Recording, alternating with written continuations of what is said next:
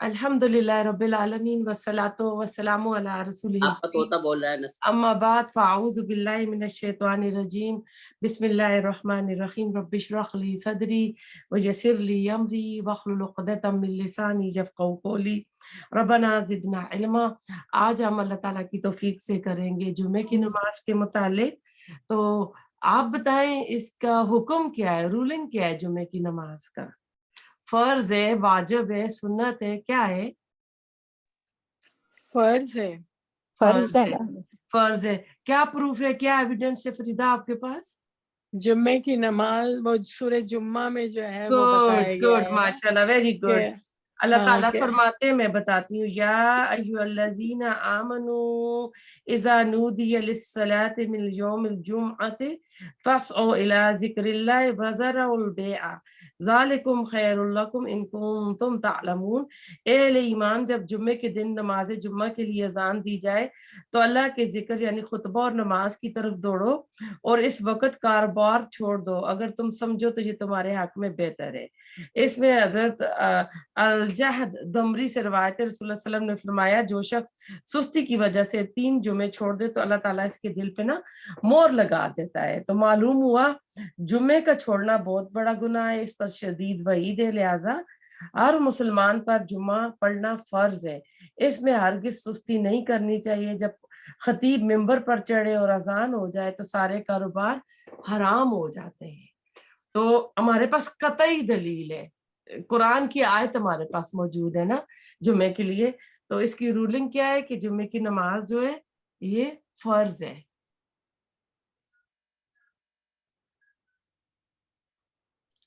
फिर जुमे के दिन की फजीलत देखते हैं। रसूलुल्लाह सल्लल्लाहु अलैहि वसल्लम ने फरमाया, बेहतरीन दिन जिस पर सूरज तुलू होकर चमके जुम्मे का दिन है। इसी दिन आदम अलैहिस्सलाम पैदा किए गए, इसी दिन जन्नत में दाखिल किए गए, इसी दिन जन्नत से निकाले गए और क़यामत भी जुम्मे के दिन कायम होगी। तो इससे पता चला कि जुम्मे का दिन जो है बड़ा अजमत वाला है, दिनों का सरदार है।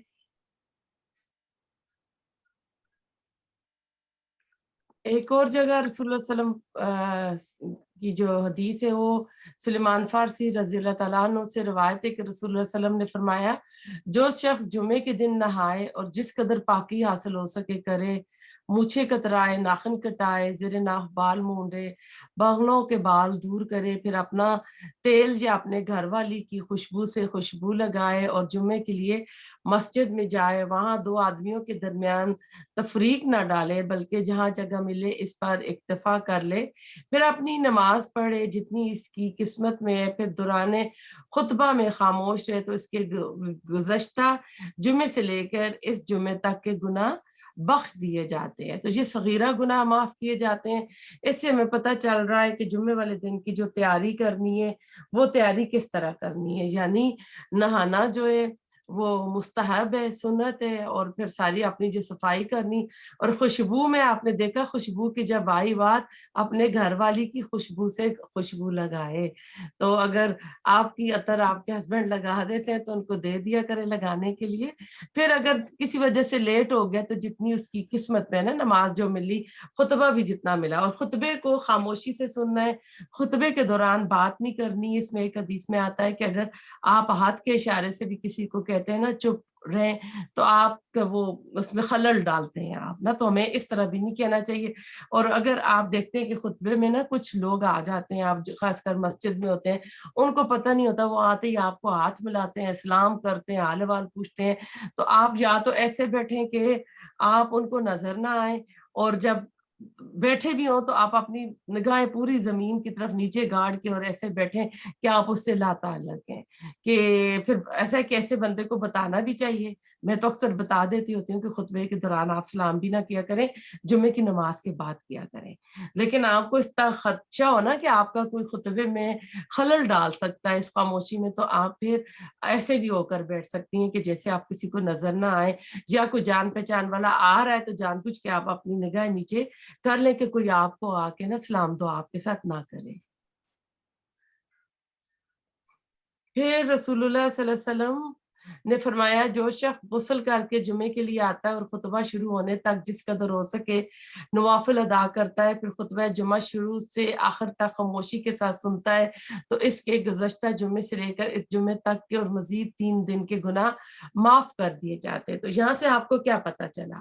وہی جو جمعے کا پروٹوکول ہے، غسل کرنا ہے، اچھے کپڑے پہننے ہیں، آنا ہے اور آ کے، کیونکہ اب ایسا ہے کہ پرانے وقتوں میں تو جمعے کی نماز کے لیے لوگ نا دیہاتوں سے، چھوٹے قصبوں سے بھی نا آتے تھے، بڑے ساتھ کے شہر جو ہوتے ہیں وہاں کے جمعہ پڑھنے آتے تھے، تو عموماً وقت سے پہلے آ جاتے تھے، تو وہ اب آ کے کیا کرتے تھے، نوافل پڑھتے تھے۔ تو نوافل آپ 100 نوافل بھی پڑھ سکتے ہیں، 50 بھی پڑھ سکتے ہیں، 4 بھی پڑھ سکتے ہیں، جتنی آپ کی کسی کی توفیق ہے، جتنی دیر وہ پہلے آ گیا۔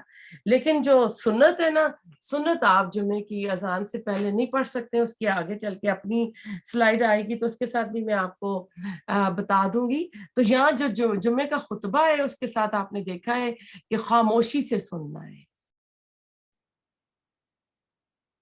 دوران خطبہ میں 2 رکعتیں پڑھ کر بیٹھنا۔ رسول اللہ صلی اللہ علیہ وسلم جمعے کا خطبہ دے رہے تھے، ایک شخص سیدنا سلیح غطفانی رضی اللہ تعالیٰ عنہ مسجد میں آئے اور 2 رکعتیں پڑھے بغیر بیٹھ گئے۔ نبی اکرم صلی اللہ علیہ وسلم نے پوچھا کیا تم نے 2 رکعتیں پڑھی ہیں؟ انہوں نے عرض کیا نہیں۔ اے اللہ کے رسول، آپ صلی اللہ علیہ وسلم نے حکم دیا کھڑے ہو جاؤ اور 2 رکعتیں پڑھ کر بیٹھو۔ پھر آپ نے ساری امت کے لیے حکم دے دیا کہ جب تم میں سے کوئی ایسے وقت مسجد میں آئے، کیسے وقت میں، یعنی لیٹ ہو گیا تھا نا، جاب سے لوگ آتے ہیں، کاروبار ہوتے ہیں، تو لوگ اینڈ جمعے کے ٹائم آتے ہیں، پھر پہنچ تو آتے ہیں بیچارے لیکن پارکنگ لاٹ میں جگہ ہی نہیں ملتی، تو آتے آتے چلتے چلتے اتنی دیر میں کیا ہوتا ہے، خطبہ شروع ہو چکا ہے ہوتا ہے، تو پھر وہ کیا کریں، نبی صلی اللہ علیہ وسلم نے پوری امت کے لیے یہ بتا دیا جمعے کا خطبہ دے رہا ہو تو اسے 2 مختصر سی رکعتیں پڑھ لینی چاہیے۔ اب یہ 2 مختصر سی رکعتیں جو ہیں، کسی نے تحیت المسجد لیے، اب محدثین جو ہے نا انہوں نے اس سے مختلف معنی لیے، اور کسی نے کہا ہے کہ یہ جو پہلے کی جو 2 سنتیں ہیں وہ ہیں۔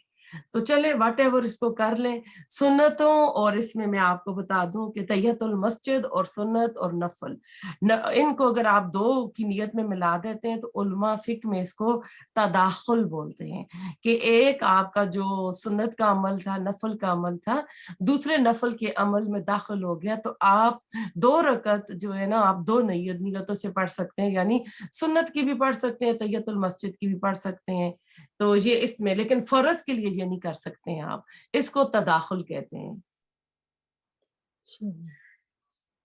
پھر ہے کہ مگر کم از کم تعداد، یعنی تحیت المسجد والی 2 رکعتیں ضرور ہونی چاہیے۔ اب انہوں نے اس کو 2 سنتیں مراد لیے کہ ظہر سے، جمعے والے دن ظہر سے پہلے جو ہیں 2 سنتیں پڑھی جاتی ہیں، پھر 2 فرض رکعت خطبے کے بعد امام کے ساتھ پڑھے جاتے ہیں نا، تو اس کے بعد اگر مسجد میں پڑھیں گے تو 4 رکعتیں ہوں گی، پھر آگے چل کے آپ کو اس کی مزید میں ڈیٹیل بتاتی ہوں، یعنی مختصر پڑھیں گے، کل اللہ احد پڑھیں گے، انا اعطیناک الکوثر پڑھ لیں گے۔ اب ایسا ہے کہ گردنیں پھلانگنے کی ممانعت، سیدنا عبداللہ بن بصر رضی اللہ تعالیٰ عنہ سے روایت ہے کہ جمعے کے دن رسول اللہ صلی اللہ علیہ وسلم خطبہ دے رہے تھے کہ ایک شخص لوگوں کی گردنیں پھلانگتے ہوئے آنے لگا، تو آپ نے یہ دیکھ کر فرمایا بیٹھ جاؤ، تم نے اس عمل سے لوگوں کو تکلیف دی ہے۔ معلوم ہوا جمعے کے لیے آنے والوں کو چاہیے کہ جہاں جگہ ملے وہیں بیٹھ جائیں۔ اس کے علاوہ اور دیکھتے ہیں کہ یہ نماز جمعہ ہفتہ بھر کے وقفے کے سرزد ہونے والے صغیرہ گناہوں کی بخشش بھی ہے، تو اس میں ایک اور حدیث میں آپ کو بتا دیں کہ بلا عذر، بغیر کسی شرعی بہانے کے جمعہ چھوڑنے والوں کے گھروں کو رسول اللہ صلی اللہ علیہ وسلم نے جلا ڈالنے کی خواہش کا اظہار فرمایا ہے۔ عبداللہ بن مسعود سے روایت ہے نبی اکرم صلی اللہ علیہ وسلم نے جمعہ نہ پڑھنے والوں کے بارے میں فرمایا میں چاہتا ہوں کہ کسی کو نماز پڑھانے کا حکم دوں، پھر جمعہ نہ پڑھنے والوں کو ان کے گھروں سمیت جلا ڈالو۔ یہ مسلم کی حدیث تھی۔ پھر شرعی عذر کے بغیر 3 جمعے چھوڑنے والے کے دل پر اللہ تعالیٰ گمراہی کی مور لگا دیتا ہے۔ حضرت ابو الجہد دمری کہتے ہیں رسول اللہ صلی اللہ علیہ وسلم نے فرمایا جس شخص نے 3 جمعے غفلت کی وجہ سے چھوڑ دی، اللہ تعالیٰ اس کے دل پر مور لگا دیتا ہے۔ یہ حدیث ابو داؤد، ترمذی، نسائی، ابن ماجہ اور الدارمی نے روایت کی ہے۔ تو ایک تو یہ پتہ چلا ہے کہ جمعہ چھوڑنا نہیں چاہیے، پھر اگر آئیں تو اپنی بیسٹ پلیس کے لیے لوگوں کی گردنیں نہ پھلانگے، جہاں جگہ مل جائے وہاں بیٹھ جائیں۔ جمعے کے لیے پہلے آنے والوں کا ثواب۔ سیدنا ابو ہریرہ رضی اللہ تعالیٰ عنہ کہتے ہیں رسول اللہ صلی اللہ علیہ وسلم نے فرمایا فرشتے جمعے کے دن مسجد کے دروازے پر ثواب لکھنے کے لیے ٹھہرتے ہیں اور سب سے پہلے آنے والے کا نام لکھ لیتے ہیں، پھر اس کے بعد آنے والے کا، اسی طرح نمبر وار لکھتے جاتے ہیں۔ جو شخص نماز جمعہ کے لیے اول وقت میں مسجد جاتا ہے تو اسے اتنا ثواب ملتا ہے جتنا حرم کی طرف قربانی کے لیے اونٹ بھیجنے والے کو ثواب ملتا ہے۔ پھر جو بعد میں آتا ہے اسے اتنا ثواب ملتا ہے جتنا کعبے کی طرف قربانی کے لیے گائے بھیجنے والوں کو ثواب ملتا ہے۔ اس کے بعد آنے والوں کو دمبا یہ جو بھیڑ بکری بھیجنے والے کے برابر ثواب ملتا ہے۔ اس کے بعد آنے والے کو مرغی کا اور اس کے بعد آنے والے کو انڈا صدقہ کرنے والے کی مانند اجر ملتا ہے۔ پھر جب امام خطبہ دینے کے لیے نکلتا ہے، پھر اس کے بعد امام خطبہ دینے کے لیے نکلتا ہے تو فرشتے دفتر یعنی اپنے جو ورقے ہوتے ہیں نا، دفتر ہوتا ہے، اس کو لپیٹ لیتے ہیں اور خطبہ سننے لگتے ہیں۔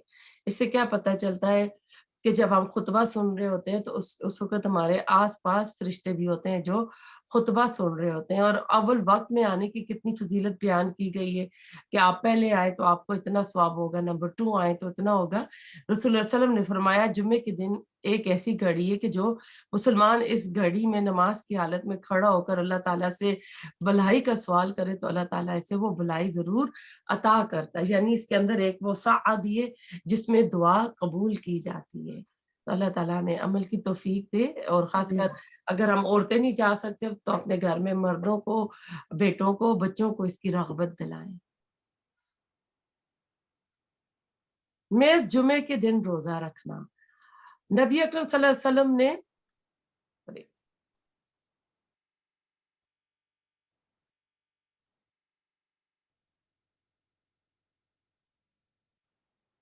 میز جمعے کے دن روزہ رکھنا۔ نبی اکرم صلی اللہ علیہ وسلم نے جمعے کے دن روزے کے لیے اور جمعے کی شب جمعرات اور جمعے کی درمیانی رات کو عبادت کے لیے خالص کرنے سے منع فرمایا ہے۔ اگر آپ کی عادت ہے، آپ روزے رکھ رہے ہیں تو ٹھیک ہے، لیکن اکیلے جمعے کا روزہ نہیں رکھنا۔ حدیث سے ملتا ہے ہم کو پروف کہ اگر آپ روزہ رکھ رہے ہیں تو پھر ساتھ میں ایک اور دن کو ایڈ کریں، اس میں چاہے تو جمعرات کا دن ایڈ کریں اور چاہے ہفتے کا دن ایڈ کریں۔ اور خاص کر اگر آپ کہیں کل جمعے کا دن ہے تو چلو آج اٹھ کے میں لمبی عبادت کرتی ہوں، میں تہجد بھی پڑھتی ہوں، تو اللہ تعالیٰ تو ہر رات کو جب 1/3 نائٹ رہ جاتی ہے تو اللہ تعالیٰ دنیاوی آسمان پہ آتے ہیں اور 3 صدائیں لگاتے ہیں۔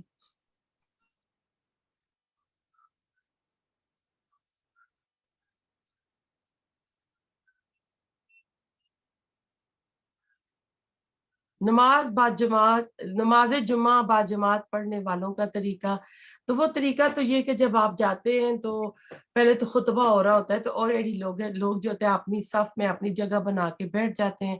پھر جب خطبہ ختم ہوتا ہے، اور خطبہ بھی جو ہوتا ہے تو اس کے 2 حصے ہوتے ہیں، یعنی درمیان میں جو امام ہے، خطیب ہے، وہ بیٹھتا ہے، اور کچھ یعنی روایت سے پتہ چلتا ہے کہ وہ ٹائم ہوتا ہے وہ قبولیت کا ٹائم ہوتا ہے۔ کچھ کہتے ہیں امام کے خطیب کے منبر پر جانے سے لے کر جمعہ کے ختم ہونے تک ہے، کچھ کہتے ہیں کہ جمعے کے دن جو سورج غروب ہو رہا ہوتا ہے اس وقت وہ گھڑی ہے جس میں دعا قبول کی جاتی ہے۔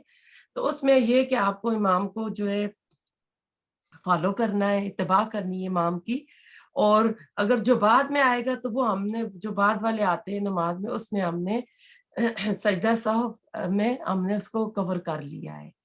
تو پھر مسجد میں نماز جمعہ کی سنت پڑھنے کا طریقہ۔ اب یہ آپ کو بتا دیں کہ سنت پڑھنے کا طریقہ جو ہوگا یہ کہ جب آپ جاتے ہیں، اگر آپ ارلی چلے گئے، ابھی اذان نہیں ہوئی ہے نا، تو پھر آپ نے کیا کرنا ہے،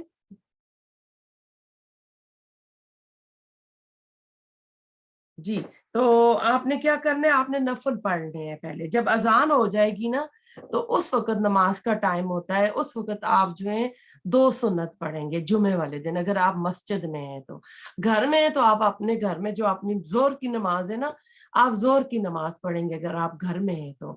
مسجد میں اگر آپ نے اذان سے پہلے سنت پڑھے تو وہ سنت نہیں کہلائیں گے، وہ صلاۃ الضحیٰ کہلائی جائے گی، ٹھیک ہے، تو آپ اس سے پہلے جتنے نفل پڑھ لیں، جب مسجد میں اذان ہو جائے گی تو اس کے بعد آپ 2 سنت پڑھیں گے.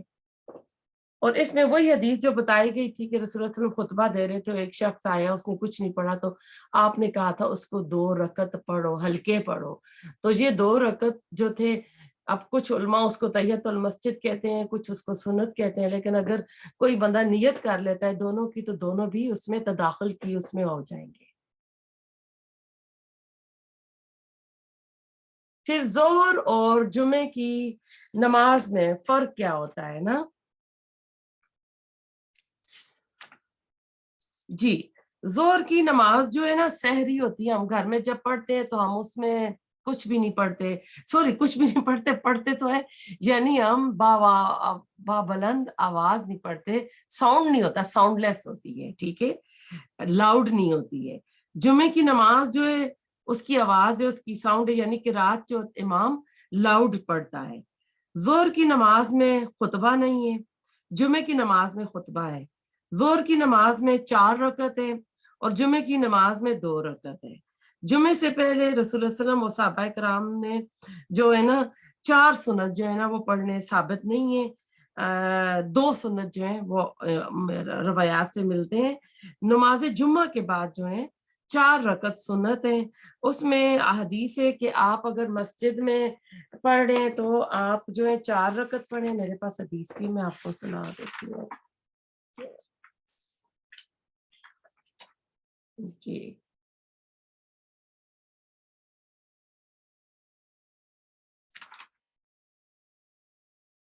جی، ابو ہریرہ رضی اللہ تعالیٰ عنہ کہتے ہیں نبی اکرم صلی اللہ علیہ وسلم نے فرمایا جمعہ پڑھو تو اس کے بعد 4 رکعت نماز ادا کرو. اسے احمد، مسلم، ابو داؤد، نسائی اور ترمذی نے روایت کیا ہے.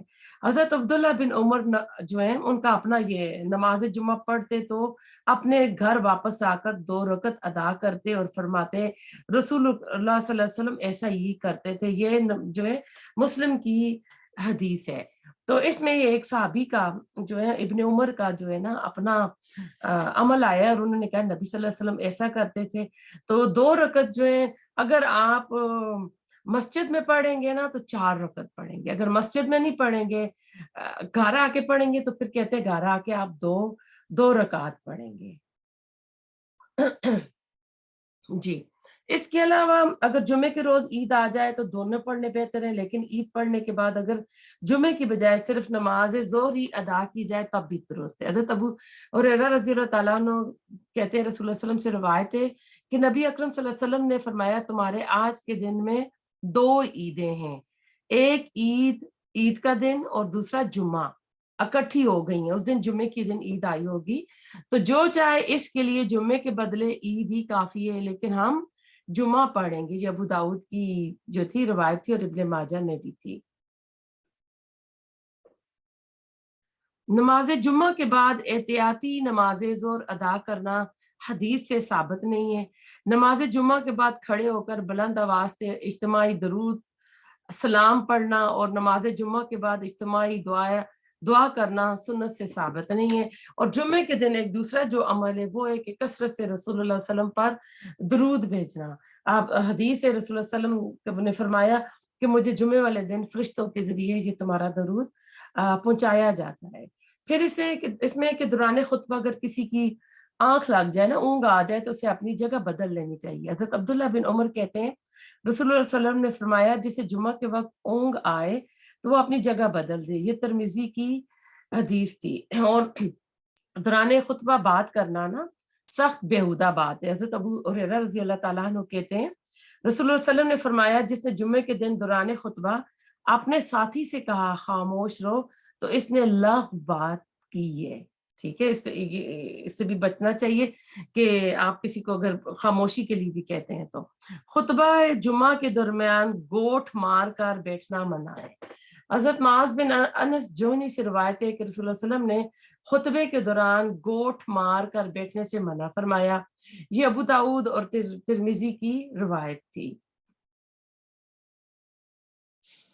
پھر ایسا ہے کہ اگلی ہم سلائڈ پہ چلتے ہیں تو اس کے ساتھ آپ کو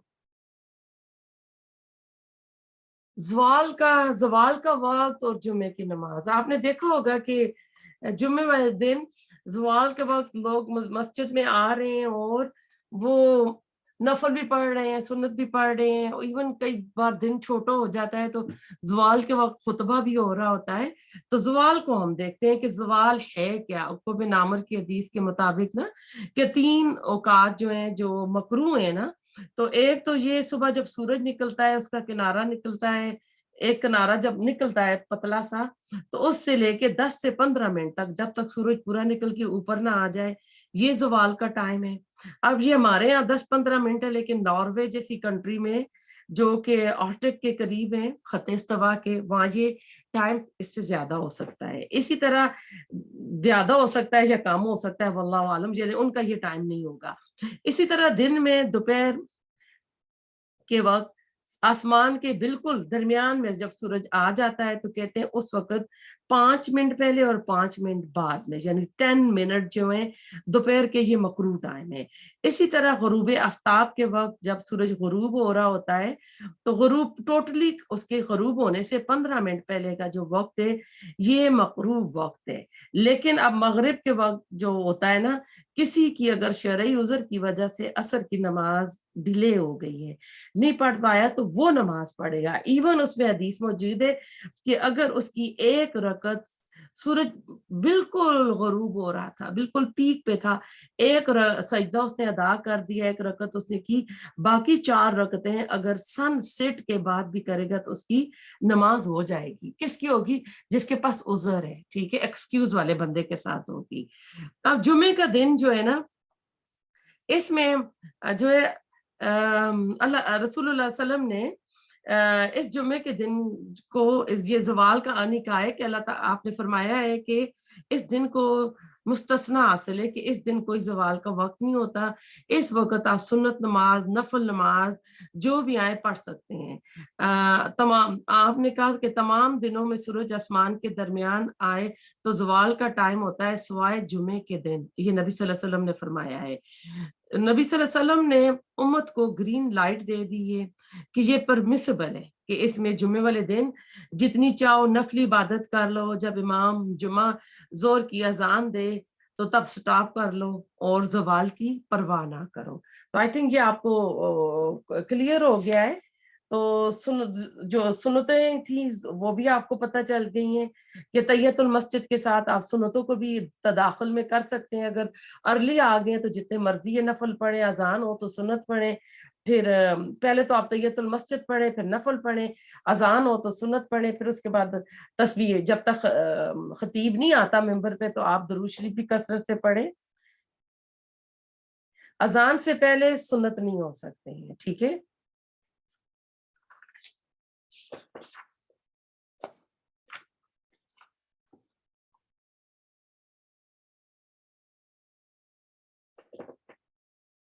میں دیکھتی ہوں, اور اس میں آپ کے ساتھ جمعہ کے جو ہوتے خطبے کے درمیان تھوڑی دیر کے لیے بیٹھنا, اس کو 2 خطبے کہتے ہوتے ہیں, اور یہ خطیب جو ہے کھڑے ہو کر دیتا ہے. نماز جمعہ سے پہلے نوافل کی تعداد کوئی بھی مقرر نہیں ہے, جتنی چاہے آپ پڑھ سکتے ہیں. نماز جمعہ دیہات میں بھی ادا ہوگا, چھوٹے قصبوں میں بھی ہوگا, امام ابو حنیفہ کے مطابق نہیں ہے لیکن یہ ہوگا. اور ہاں, جمعے کی نماز کے لیے نا لوگوں کی کتنے افراد ہونے چاہیے, تو اس میں نبی صلی اللہ علیہ وسلم کی حدیثیں ہیں کہ 2 بندے بھی ہوں تو آپ کرا سکتے ہیں. امام حنیفہ کے مطابق ہیں 3 بندے ہوں, آئی تھنک مقتدی, اور چوتھا جو ہے وہ امام ہو تو تب ہوگی. لیکن نبی صلی اللہ علیہ وسلم نے کہہ دیا کہ 2 بھی ہوں تو ایک خطبہ دے دے گا ہلکا سا, وہی امامت کرائے گا, اور ایک بندہ پیچھے اس کے جمعہ پڑھ لے گا. تو ہمارے دین میں آسانی ہے.